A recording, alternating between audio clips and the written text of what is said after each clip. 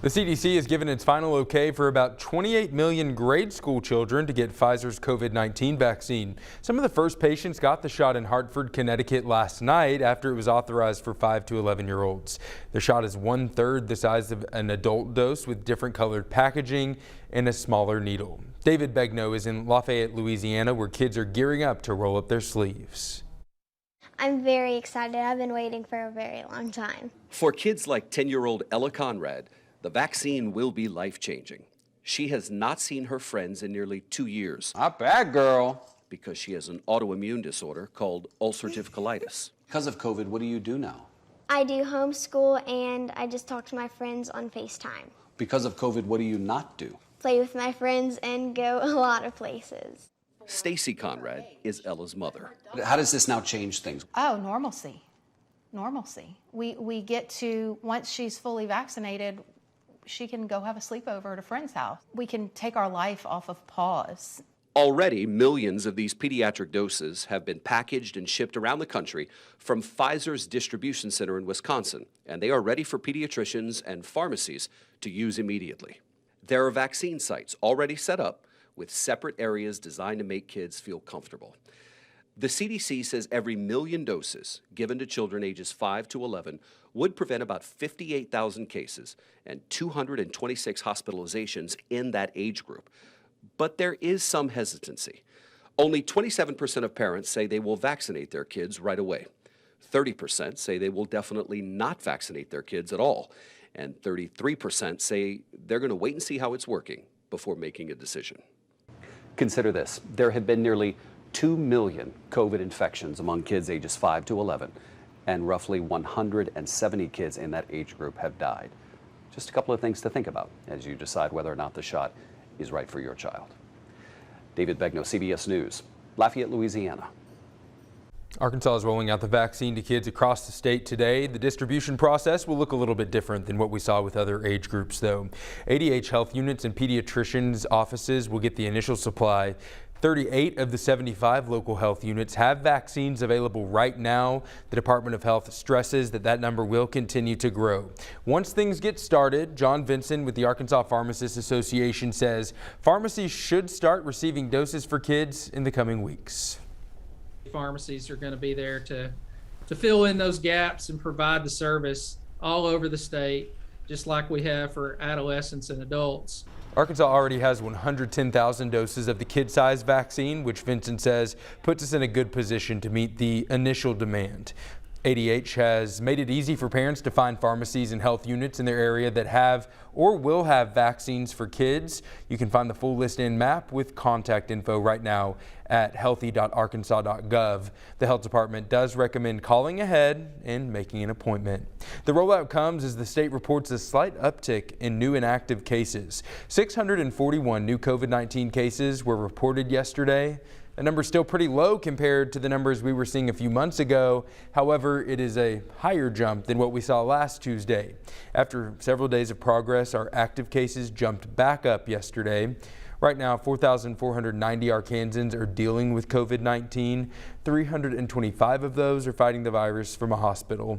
That is down from Monday's total. But sadly, it comes as another 28 people in the state have died from the virus. Health experts have repeatedly urged people to get vaccinated before temperatures drop outside in hopes of further lowering our numbers before we all spend more time indoors. But that advice hasn't stopped people from spreading a claim about viruses and cold weather. Megan Malaris breaks down whether or not that's actually true and where the idea may have come from. Well, that sound means it's time to verify the thermometer number is dropping almost in cadence with the COVID case count lately. Nationwide and here at home, we're making big strides fighting COVID-19, but health experts have cautioned we are not at the finish line yet.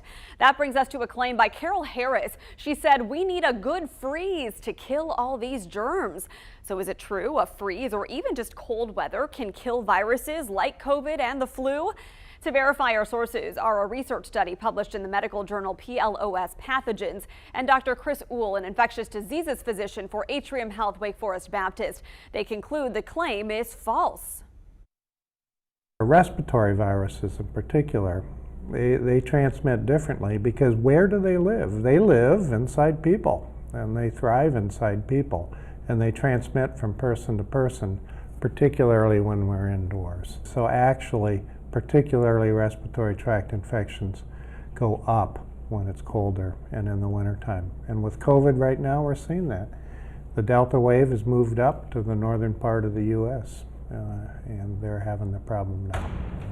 It's the same reason the flu typically peaks in wintertime. In a 2007 research study, scientists used guinea pigs to monitor how they spread respiratory viruses in different temperatures and relative humidity. They found flu spreads much more easily at dry, cold temperatures than warm temperatures with high humidity. One theory is because cool, dry air loosens up the nasal mucus and makes it easier for viral particles to get into the respiratory tract. But this left a big question. Why then do warm and humid climates like that of Florida still have flu seasons? The researchers suggest in these tropical regions, viruses spread more commonly through contact with surfaces rather than through the air. Also, people spend more time indoors to escape the heat. And as Dr. Uhl said, it's easier for respiratory viruses to spread indoors. In conclusion, we verify no, a cold freeze does not kill viruses. In fact, it does the opposite, facilitating its spread. So how did this claim originate? Dr. Uhl thinks it's because hard freezes can kill ticks and mosquitoes, but those illnesses the pests carry are not respiratory and spread through bites instead of aerosol droplets. With your Verify, I'm Megan Malaris. Megan, thank you. Two Arkansas retail giants are looking to hire hundreds of seasonal employees to help with the upcoming holiday shopping season, and both are looking to meet with potential workers today. Dillard's is hosting a hiring event in Maumelle today and tomorrow. The company is looking to fill more than 300 positions at its Internet Fulfillment Center. That event happens until 5 at the company's facility on Carnahan Drive. It continues tomorrow from 8 to 5. Walmart is also hosting hiring events today and tomorrow. They're looking to hire thousands of associates to help with supply chain. So we're talking about drivers, warehouse workers, and more. That event wraps up at 6 o'clock tonight in Searcy. You can find all the details for both of these right now on thv-at-noon.com. And speaking of Walmart, Ibotta, the retail giant, are bringing back their free holiday spread this year. The collaboration offers 100% cash back on 10 Thanksgiving staples. That includes stuffing mix, gravy, mashed potatoes, cranberry sauce, and the cost of a turkey up to $15. Something to keep in mind, you do have to purchase the products first and then use the Ibotta app to get the refund. A lot of shoppers are already buying gifts for the holidays, and the internet is a popular place to do that. But many products sold online, including toys, may be counterfeit. Elise Preston shares this consumer alert this afternoon.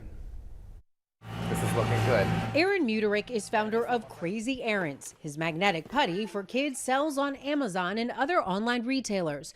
But he says when it became popular, listings for putty that look similar popped up quickly from overseas manufacturers. Thank you for the opportunity to testify today. On Tuesday, he told a Senate committee there are hundreds of third-party sellers offering copies of his products. These bad actors often sell unsafe goods which do not meet the stringent federal safety standards required of legitimate producers. Muterick's magnets can't fit inside this tube used to measure choking hazards, but magnets from other online products easily go in. A 2019 report found that counterfeit and pirated goods have rapidly grown in the internet era and make up more than 3% of all global trade. The sale of counterfeit goods online impacts national economies, companies of all sizes, including small and medium-sized enterprises, and consumers, and has exploded in the past decade and even more so since COVID-19. Congress is now considering legislation called the Inform Act, designed to combat the sale of counterfeit goods online. If somebody's going to sell large volume of goods online on a marketplace, they should tell the marketplace who they are. Doesn't that sound pretty basic? The sellers should be verified. Amazon, Etsy, and eBay are endorsing the House version of the bill. All those companies are members of the Internet Association. We recognize the responsibility and the important role we play in the ecosystem in stopping this activity. The legislation's chance of passing is improving now that it has support from businesses and both parties. Elise Preston, CBS News, New York.